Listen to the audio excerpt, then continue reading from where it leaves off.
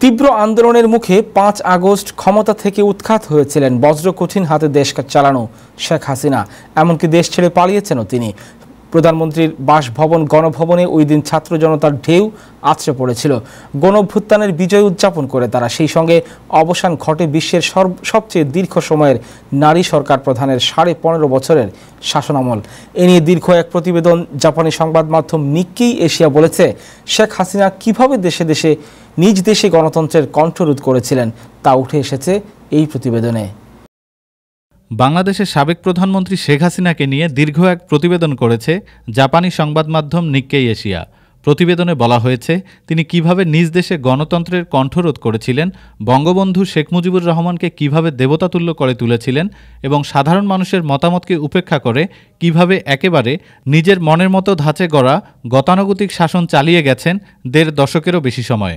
প্রতিবেদনটি লিখেছেন হাউসটির senior staff writer তরু তাকাহাশি। একাধিক ব্যক্তির মন্তব্য, সমসাময়িক বাংলাদেশে ঘটে যাওয়া ঘটনা প্রবাহ এবং বাংলাদেশের রাজনৈতিক আবহের পাশাপাশি ইতিহাসের একটি মেলবন্ধন ঘটিয়েছেন সেখানে।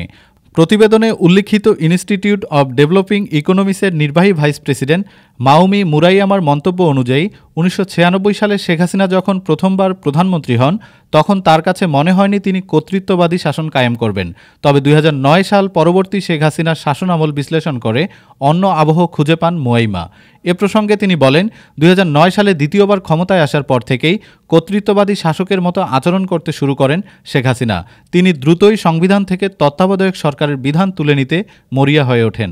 অথচ এই তত্ত্বাবধায়ক সরকারের বিধানের কারণেই মোটামুটি সুষ্ঠু একটি নির্বাচনের মাধ্যমে দ্বিতীয়বার ক্ষমতায় আসার সুযোগ পেয়েছিলেন তিনি। নিক্কেই এশিয়ার নিবন্ধ বলছে, বিএনপিকে দমাতে দলটির চেয়ারপারসন খালেদা জিয়াকে মামলা দিয়ে কারাগারে বন্দী করা হয়। তার বাবা শেখ মুজিবুর রহমানকে দেবতার মতো উপস্থাপন করতে থাকেন। সারা দেশে এমন এক পরিস্থিতি তৈরি করেন যাতে কেউই তার সরকারের কোনো সমালোচনা করার সাহস পায়নি। প্রতিবেদকের শেষে ডক্টর মোহাম্মদ ইউনূসকে এই মুহূর্তে সর্বজন স্বীকৃত ব্যক্তি হিসেবে প্রধান উপদেষ্টার পদে বসানোয় দেশের মানুষ খুশি বলেও বর্ণনা করা হয়।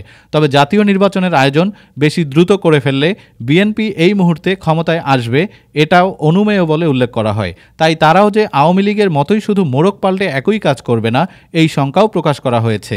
সেই সাথে শেখ হাসিনার দ্বিতীয় দফার এই ১৫ বছরের শাসনামলে বাংলাদেশ কি দেখল এবং শিখল, এই প্রশ্নও ছুড়ে দেয়া হয়। Desk report, time television, new York.